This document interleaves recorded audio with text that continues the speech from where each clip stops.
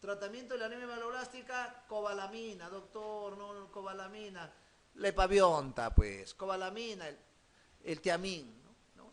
Que son medicamentos que tienen cobalamina sola.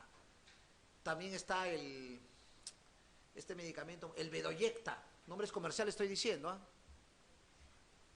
1000 microgramos al día por 7 días, luego una vez por semana, por un mes, finalmente una dosis mensual por siempre, ¿no? Ácido fólico de 5 a 10 miligramos al día.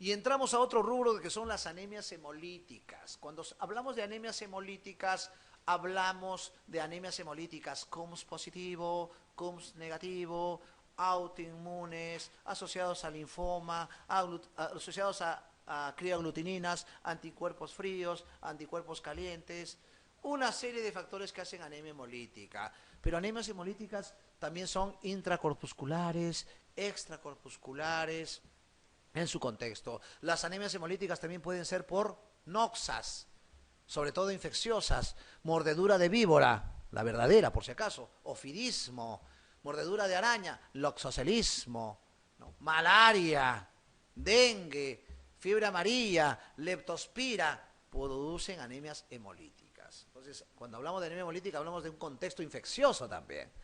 Y no nos olvidemos el SIDA cholo, que es la bartonelosis. La bartonelosis también produce anemia hemolítica. Entonces debemos conocer lo de anemias hemolíticas. Pregunta 19. Un paciente de 38 años que consulta por astenia y orinas oscuras. Miren, astenia, síntoma general de anemia. Orinas oscuras, ¿hay hematuria, hay una hemoglobinuria, hay una coluria o hay una mioglobinuria? Esa es la disquisición que yo debo tener. En la exploración se objetiviza ictericia. Ya me está dando un dato de hemólisis. Pero para que sea más completa la pregunta, debería decir ictericia flavínica, que es la característica de las hemólisis. Flavínica, doctor, ¿cómo diferencia una ictericia flavínica de una rubínica, de una verdínica, de una melánica? El color, la extensión. La ictericia flavínica pinta levemente las escleras y no pinta la piel. La rubínica vuelve rubicundo los ojos y produce chapetas, esa es la rubicunda, la hepática. La verdínica, el paciente está verde, verde, verde, con gran coluria. Y la melánica está hiperpigmentada. Son los 4 tipos de ictericia desde el punto de vista semiológico. Y la biología muestra anemias moderada, leucopenia, trombocitopenia, aumento de reticulocitos, lactato de deshidrogenasa alta. Acuérdense que la lactato de deshidrogenasa o deshidrogenasa láctica no es exclusiva de las hemólisis, ¿eh? Los pacientes con linfoma hacen LDH elevado. Los pacientes con, ahorita he venido de mi guardia con una paciente que tiene HIV con hemositis carini. El hemositis carini también eleva la lactato de deshidrogenasa. Pacientes con polimiositis, que es una colagenopatía que afecta a los músculos, también eleva la lactato de deshidrogenasa. El infarto pulmonar, la tromboembolia pulmonar, el infarto, la pancreatitis, también eleva la lactato de deshidrogenasa. Por favor, deben tener un espectro amplio para no equivocarse en los diagnósticos. Lactoglobina baja es un dato importante de las anemias hemolíticas. Luego tienen unos marcadores teóricos, CD55 y 59, y una alteración del PIG. En realidad, este es un paciente que tiene hemoglobinuria con hemólisis. Con estos marcadores, esto es un HPN, una hemoglobinuria paroxística nocturna. Acuérdense que la hemoglobinuria paroxística nocturna produce dolor abdominal y es un síndrome preleucémico, cursa con pancitopenia. Es una patología muy severa cuando se diagnostica en su contexto. Y acá está. Es una enfermedad clonal adquirida causada por una mutación somática. Tiene algunos marcadores como el glicosililfosfatidinositol, el GPI, que se adhiere a la membrana. Puede ser la clásica, en la cual hay una hemólisis intravascular. Se asocia a otras hemopatías, por eso es un síndrome preleucémico, mielodisplásico o anemia plástica. Puede ser subclínico. Una mujer de 30 años asintomática, en un examen de rutina se detecta anemia, es muy frecuente esto. En la exploración física, subictericia conjuntival, esto es ictericia flavínica. Y mínima esplenomegalia. Historia familiar de litiasis biliar en edades tempranas. Esto me hace recordar un caso que yo tuve, yo mismo la vi esta paciente, una chica de 20 años, doctor, me han operado de cálculo hace 2 años, o sea, cuando tenía 18 años. Y ahora sigo con la misma sintomatología, tengo dispepsia grasas, me duele en el hipocondrio derecho, se irradia al hombro, a la espalda, y estoy amarilla, doctor. Yo me puse a analizar. ¿Qué mujer de 18 años hace cálculos biliares? ¿Es obesa? ¿Tiene muchos hijos? ¿Ha recibido nutrición parenteral? ¿Ha usado anticonceptivos? ¿Tiene antecedentes familiares de litiasis? Y la paciente no tenía ninguno de estos 5 factores frecuentes. Entonces me quedaba uno, son 6, esferocitosis hereditaria. ¿Ves cuán importante? Por eso, anamnesis te hace el diagnóstico. Esta paciente, cuando tuvo 18 años, el médico que la vio apagó su incendio. ¿Qué apagó su incendio? Su colecistitis. Pero no se abocó a decir, ¿por qué tiene cálculos esta mujer que no es obesa, no tiene esos antecedentes que predisponen a cálculos? Probablemente hace 2 años se hubiera diagnosticado la esferocitosis hereditaria, se hubiera hecho la esplenectomía y el paciente no hubiera tenido una litiasis recurrente. Por eso hay que sentarse. Los mejores diagnósticos se hacen conversando. Yo siempre he dicho eso. Este diagnóstico cae por su propio peso, pues, ¿no? Historia familiar de litiasis en edades tempranas, esto es una esferocitosis hereditaria. ¿Ves? Un dato te da diagnóstico. Y no es un dato de laboratorio, ¿ah? Salud, es un dato clínico, de antecedente, de filiación. Usar esos términos, esas variables, eso hay que agotar. No pedirle un examen sofisticado, es agotar los instrumentos más sencillos y directos, que es la afiliación, los antecedentes, la anamnesis, qué come, qué hábitat, cuál es su hobby. Y esto me hace recordar un caso de una ingeniera, ahora es ingeniera, porque cuando yo la vi era estudiante de ingeniería civil en la Católica, tratada en anemia por diferentes sitios, por una anemia crónica, que le producía deterioro incluso en la concentración de la paciente, en sus exámenes. Y cuando, por intermedio de una paciente indirecta, me la recomiendan a la paciente y viene con un file completo la chica. Ese tiempo tenía como 22 años, ya estaba a postre de terminar. Me trae así exámenes de laboratorio, auxiliares, tomografías, placas, toda una serie de cosas. Entonces, yo siempre digo, eso es al final, primero hay que hacer historia clínica. Y me cuenta todo un síndrome de anemia, pues, doctor, no me concentro, tengo mucho sueño, me sale mucha quielosis, se me caen las uñas, onicolisis. Historia clínica, ¿no? Historia clínica, es lo que hay que buscar. Entonces, me han dado fierro, doctor, me han puesto fierro oral, incluso han querido poner hasta transfusiones, ácido fólico, y sigo con anemia. He visto buenos hematólogos en la clínica Ricardo Palma, San Pablo, Jaime Prado, una chica de buen poder adquisitivo. Entonces, yo le pregunté una cosa, ¿qué haces? ¿Qué actividades haces? Bueno, doctor, me gusta ir al gimnasio, aparte de la universidad, hago deporte, pero sí tengo un... ¿Y qué comes, doctor? Como de todo. Llama la atención, no come de todo y tiene anemia. Yo estaba pensando ya en un síndrome malasortivo, esas raras. Y le digo, ¿qué otra cosa? Ah, doctor, una cosa que sí me gusta es comer habas. Hasta cuando doy examen, llevo mis habitas saladas al examen. Ya está el diagnóstico ya. Fabismo por consumo de habas. Yo ya no sabía qué hacer con la paciente, hacer tiempo. ¿Cómo fue el programa de Magali? ¿Cómo está combate? Es tiempo. Porque mi receta, ¿saben cuál era? No era dar fierro ácido fólico. Mi receta decía, dejar de comer habas. Dejó de comer habas 15 días y la paciente ya no tenía mareo, cefalea, no se le caían las uñas, no se le caía el cabello. Y hasta ahora la sigo viendo, incluso el día de su graduación me invitó. Eso es lo más grande y recíproco que tiene de un paciente, al margen lo pecuniario. Es eso, ¿no? Y tenía un fabismo, anemia por fabismo, por alteración de una enzima, la glucosa 6-fosfato deshidrogenasa. Mira qué bonita es la medicina. Por eso yo digo, los mejores diagnósticos se hacen preguntando. Yo a mis alumnos les digo, lenguitis, hacer un examen de anamnesis. Esferocitosis hereditaria puede ser portador asintomático, esferocitosis hereditaria ligera, atípica y esferocitosis hereditaria severa. Ante una sospecha de una anemia hemolítica microangiopática, es el casito que le comenté en mi emergencia.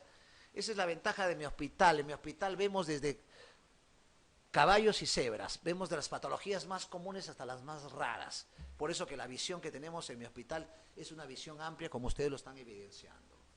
¿Qué prueba específica debe solicitar? Pero aquí ya termina la pregunta, ¿no? ¿Quiénes dan anemia hemolítica microangiopática?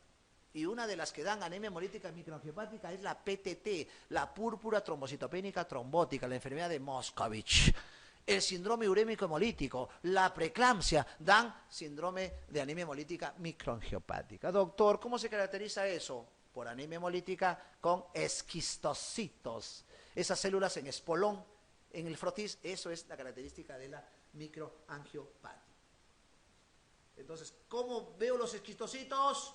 No lo veo en el hemograma, no lo veo en la coagulación, no lo veo en la bilirrubina, lo veo en el frotis. Por eso hay que interpretar el frotis. Y el frotis tiene que hacerlo un perito, porque si lo hace una persona inexperta, en vez de ayudarnos nos confunde. ¿Qué encuentro en el frotis? Esquistocitos.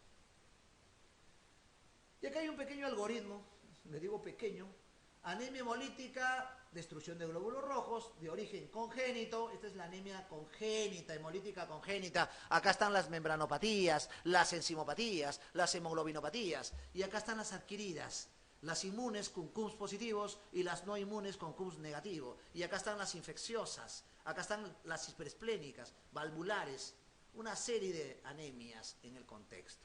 Y esto me hace recordar a un paciente que venía por anemia crónica con síndrome anémico, igual no sabían por dónde hacía anemia, CUMS negativo, frotis de sangre, pero tenía anemia crónica. Le examino y le encuentro un soplo en aorta.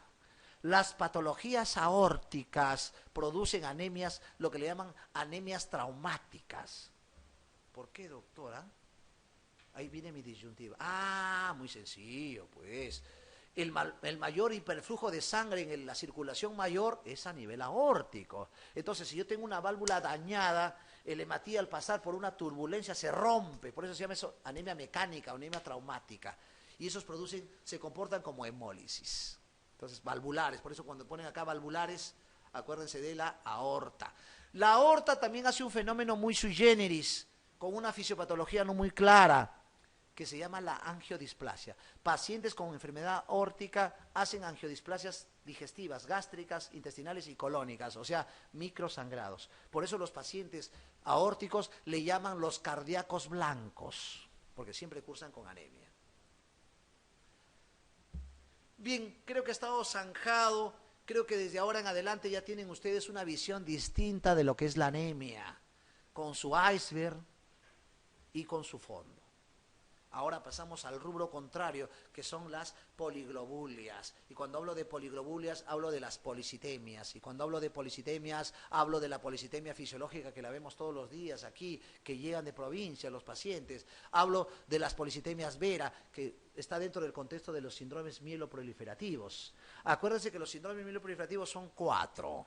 Policitemia vera, enfermedad de Vázquez, trombocitemia esencial, leucemia mieloide crónica asociada a cromosoma de Filadelfia, y no nos olvidemos de una bien severa, es la metaplasia agnogénica. Y tuve la oportunidad de ver un caso de un paciente con metaplasia agnogénica. ¿Cómo diferencio la metaplasia agnogénica de las 3 anteriores? Muy fácil, doctores. Es el vaso más gigantesco en medicina. La paciente tenía el vaso hasta la fosa ilíaca derecha, vaso gigante. No se olviden del fenómeno de Heisbuck, parece una marca de auto. Heisbuck es un médico alemán la cual evaluó a los pacientes por qué aumentaba la hemoglobina en los pacientes y cómo se dio cuenta. Por eso es importante, el médico debe ser el que sabe de medicina, ni medicina sabe, lo dijo un periodista español en Madrid. El médico debe conocer de todo y aquí parte de la historia. Heisbuck fue un médico alemán que evaluaba a todos los pacientes, sobre todo los judíos y polacos que iban a los campos de concentración. Y uno de los campos de concentración fue Auschwitz, muy conocido, incluso acuérdense de la lista de Schindler, ¿no? Una película incluso. Estos pacientes cuando salían de Varsovia, o salían de Berlín, o salían de ciudades alemanas a Auschwitz, iban en trenes. ¿Pero cómo iban? ¿Acaso iban sentaditos, ventana al aire, aire acondicionado? No.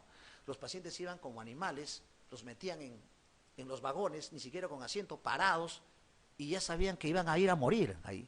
los campos de concentración iban a morir. ¿Y qué evidenciaba este Facebook? Les hacía dosajes de hemoglobina antes de salir, estaban flacos, desnutridos, pues no comían, anémicos.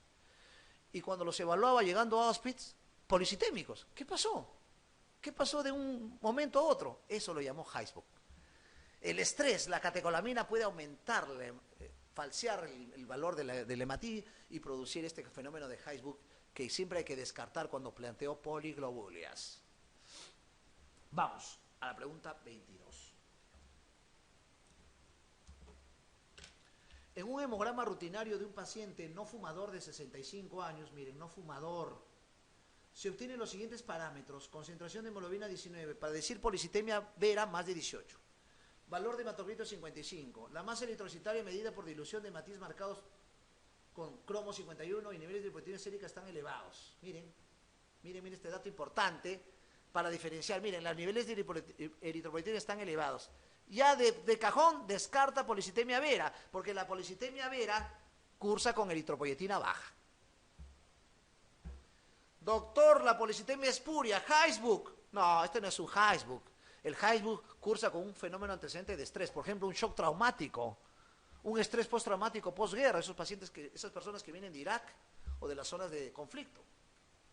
Historia clínica. Doctor, un EPOC, pero no hay antecedentes aparentemente de no fumador. Acuérdense que una causa de EPOC, sobre todo el EPOC tipo A, enfisematoso, es tabaquismo. Y en el Perú no se ve eso mucho, ¿eh?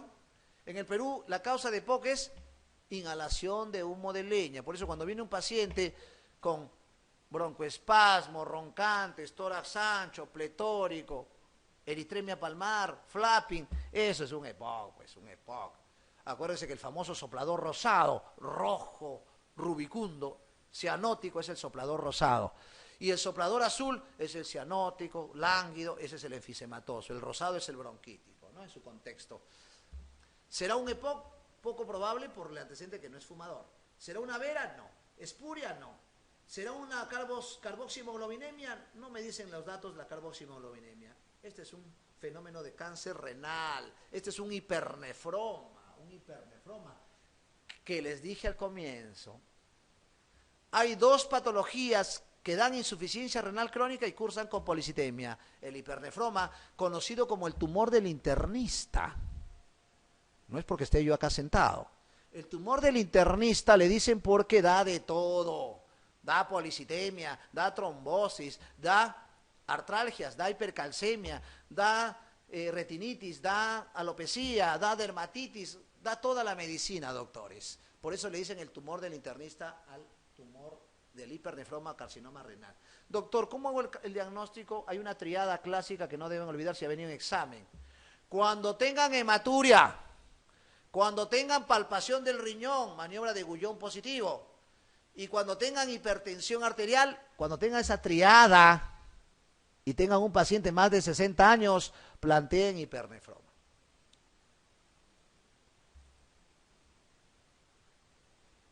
Y acá vamos a hablar un poco de lo que es la poliglobulia primaria o la policitemia vera. La policitemia vera, aumento de la masa eritrocitaria, ausencia de causa de poliglobulia porque no hay una causa. La policitemia vera es un problema mieloproliferativo, es primario, no se olviden. Hay un vaso gigante. En la policitemia fisiológica o de la altura por hipoxia no hay vaso. Esa es otra diferencia importante.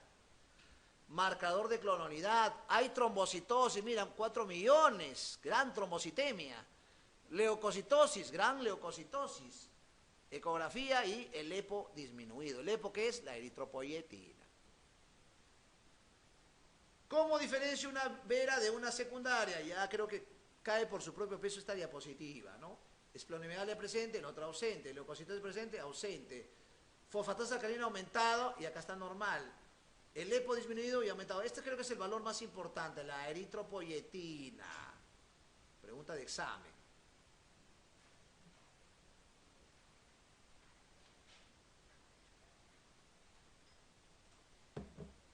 Bien, entramos a los síndromes mieloproliferativos. Ya les mencioné uno, la policitemia vera o enfermedad de Vázquez.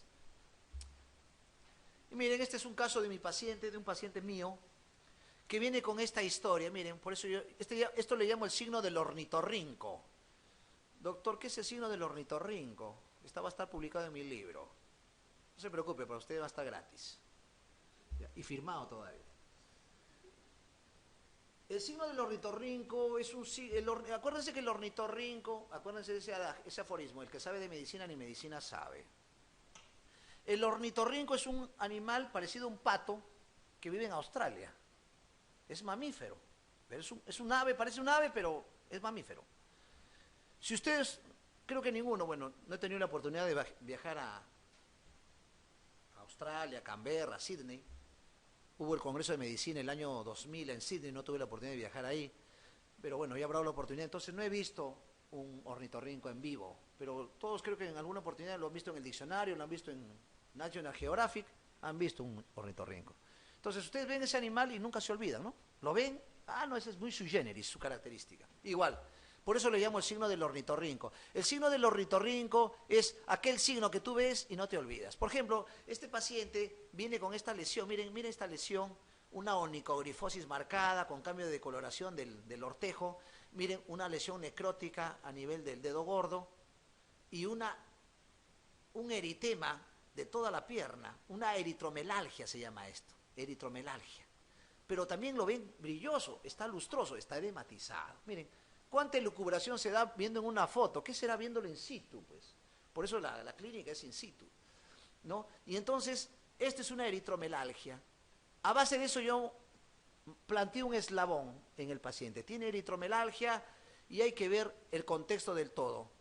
No solamente ver el iceberg, sino el todo. Miren, parecido a un Raynaud, incluso con una disidrosis, esta parte descamativa se llama disidrosis plantar, más eritromelalgia en el paciente. Miren las manos con gran disidrosis y gran eritremia, mano roja por poliglobulia. Este paciente con eritromelalgia estaba teniendo un síndrome mieloproliferativo que se llama trombocitemia esencial. El diagnóstico final fue una trombocitemia esencial. La trombocitemia esencial es una alteración de las plaquetas de la serie megacariocítica y cursa con ese fenómeno mencionado en esa foto. La trombocitemia esencial puede cursar con poliglobulia, puede cursar con leucocitosis, igual que la policitemia vera. Pero cuando hablo de trombocitemia, hablo de plaquetas más de 1 millón, 2 millones, 3 millones, 4 millones, un proceso severo. Y eso también produce síndrome de hiperviscosidad, no se olvide. Pero el fenómeno de las plaquetas altas no siempre se plantea como trombocitemia esencial. Acuérdate que plaquetas altas también se ve trombocitosis reactiva. No se olviden ese dato importante en el paciente. El diagnóstico final de este paciente fue una hipertensión arterial grado 1, úlcera crónica vascular infectada en pie izquierdo y una ferropenia. ¿Por qué? Porque estaba teniendo pérdidas también en el paciente. ¿Qué hallazgo de la exploración física es de utilidad para diferenciar la policitemia vera de otras policitemias secundarias? Esto cae por su propio peso. ¿Qué hallazgo de la exploración física es de utilidad para diferenciar una policitemia vera de otras policitemias secundarias? En realidad, la esplenomegalia es la base. La esplenomegalia es la base de la diferenciación. Creo que la pregunta 24 es la misma respuesta.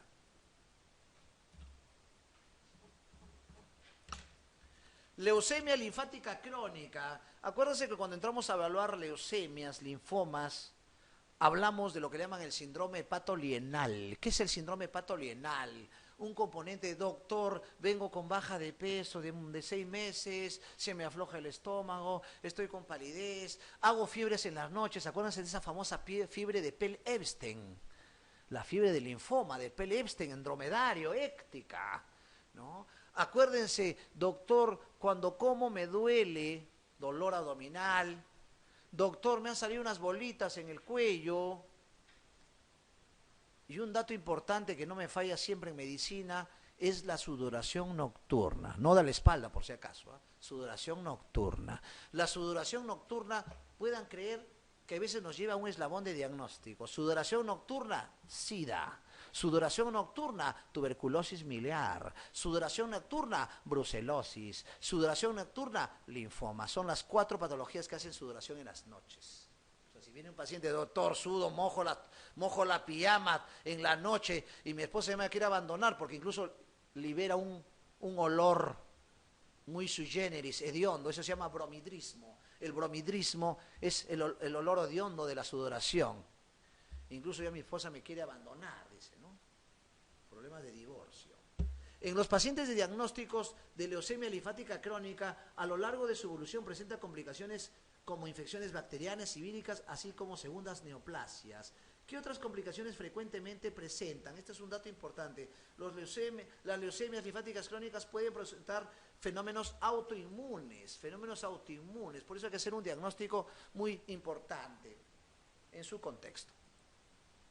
La leucemia linfática crónica se manifiesta por síntomas tumorales insidiosos como adenopatías, acuérdense, ver si son adenopatías. Las adenopatías de linfoma son adenopatías duras, indoloras, metidas a planos profundos, no móviles. Por favor, la semiología clínica es lo que ustedes tienen que recabar de inicio.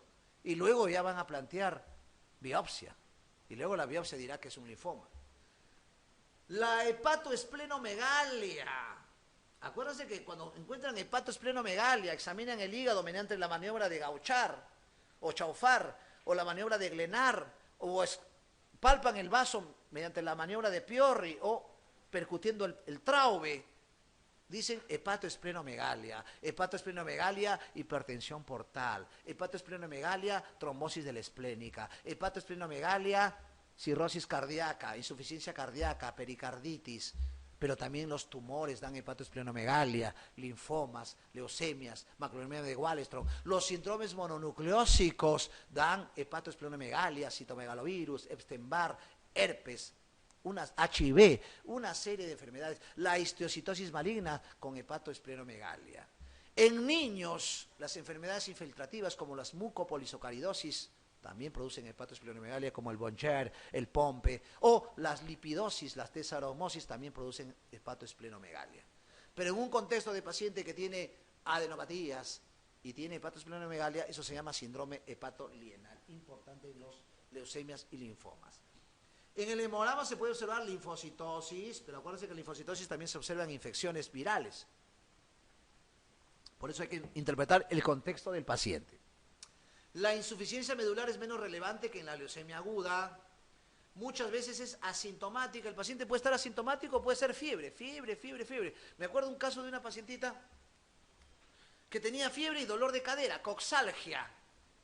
Estuvo con 3 reumatólogos y todos decían Brucela, TB, dando vuelta en la paciente. Y al final fue una leucemia linfática del paciente. Acuérdense que los fenómenos hematológicos dan muchos síntomas reumatológicos. Importante hacer el diagnóstico diferencial.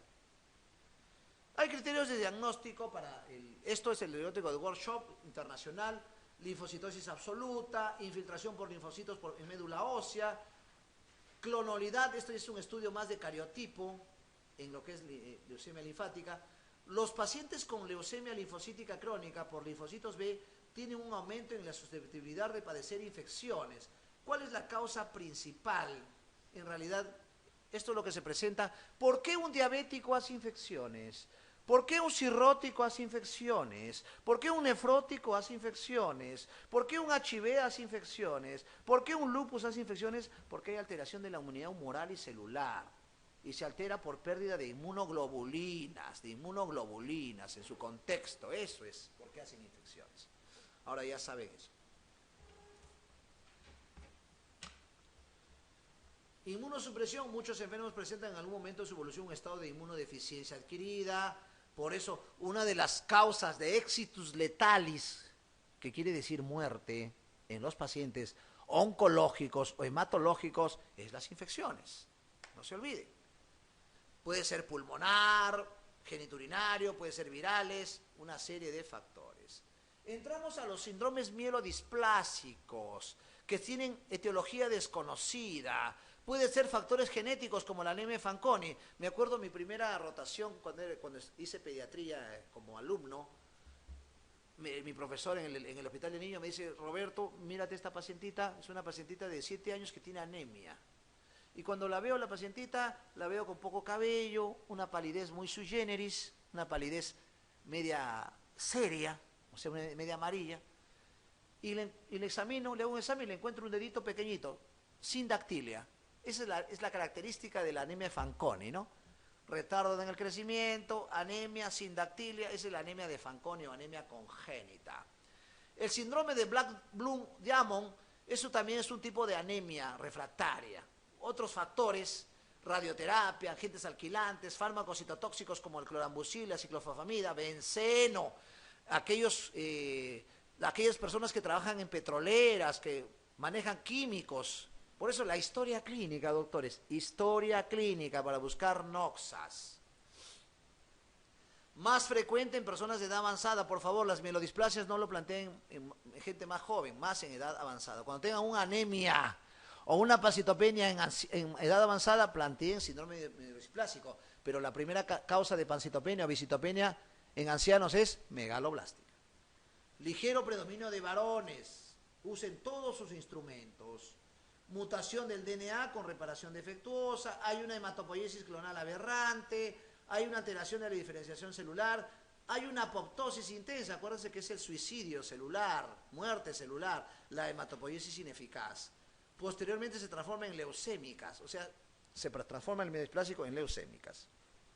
Clasificación de los mielodisplásicos, estas son las 5 patologías. Anemia refractaria, anemia sideroblástica, anemia con exceso de blastos, anemia con transformación y leucemia mielomonocítica crónica. Estas son las 5 variables que presenta la mielodisplasia. Clasificación de la OMS, anemia refractaria, anemia sideropénica refractaria, citopenia, anemia sideropénica refractaria con blastos, tipo 1, tipo 2, síndrome 5Q, esto tiene que relacionado con un factor de elección genética y un síndrome mielodisplásico inclasificable. Esta es una clasificación de la OMS, son clasificaciones netamente teóricas.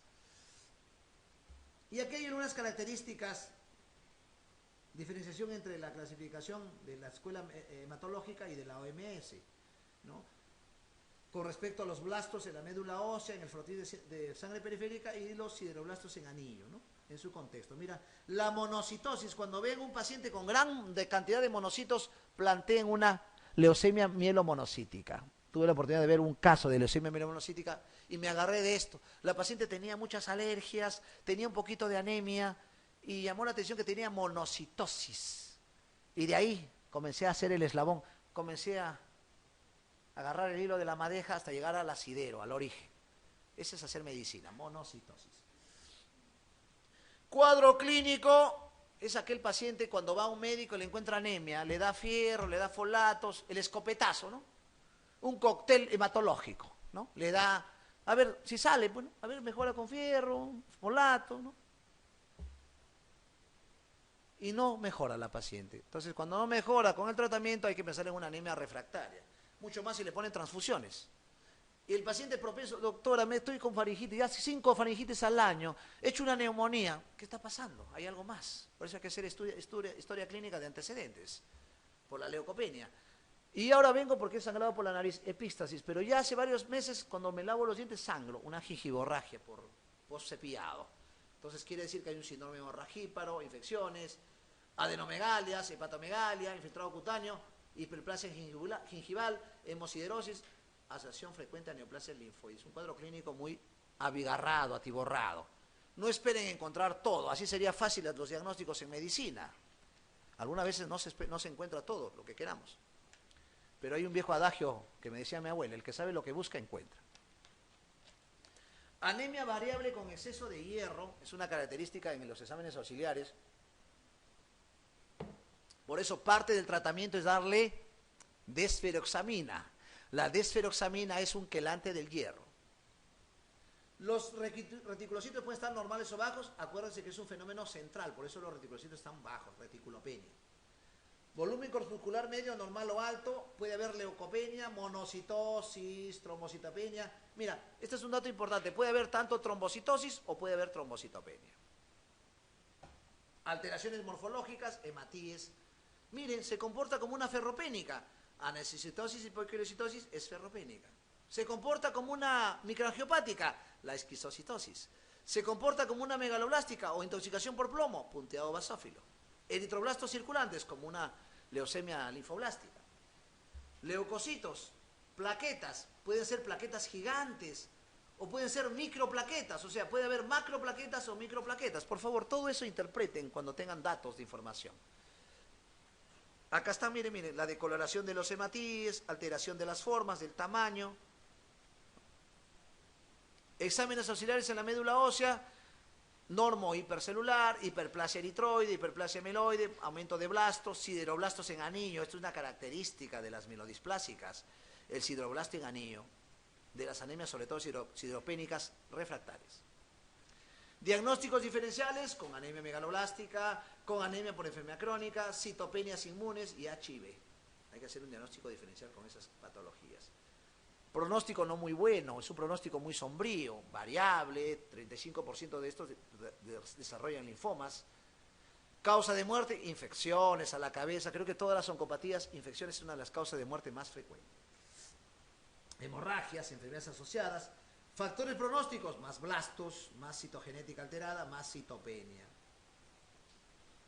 Este es un índice de producción, es el IPS, para ver los cuadros, síndromes mielodisplásicos, el índice de producción de síndromes mielodisplásicos. El IPS valora cuánta extensión está en el hueso, o sea, hay que hacer un estudio de trépano o médula ósea, el cariotipo y las citopenias. De acuerdo al grado de IPS, si es 0 de IPS, o sea, no tiene estas características, es 0, bajo, de bajo riesgo, intermedio, y cuando tiene más de 3 a 5 es alto.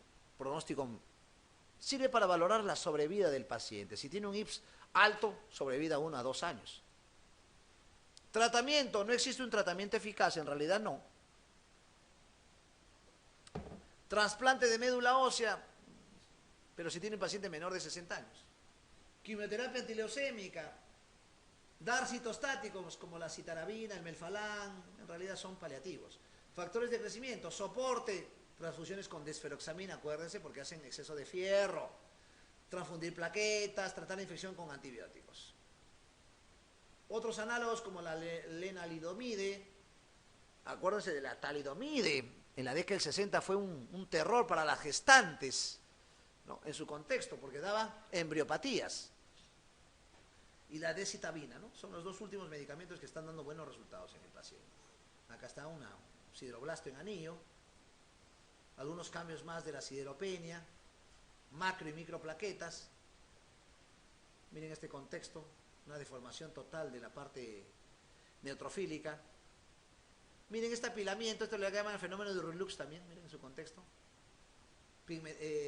Otras tinciones para ver el contexto de macroplaquetas. Acá hay una alteración de la plaqueta. Toda una serie de fotos de frotis, ¿no? Miren los hematíes, mira, se vuelven en espolón, estos son los esquistocitos. La hipersegmentación, las alforjas, ¿no? Y entramos a los linfomas. Los linfomas son linfomas Hodgkin, no Hodgkin. Y la característica del linfoma Hodgkin, no Hodgkin, es las linfadenopatías, no solamente externas, porque podemos tener linfomas sin linfadenopatías externas, sino linfadenopatías mediastinales, linfadenopatías retroperitoneales. El linfoma tiene un carácter sistémico. Vamos a la pregunta 27.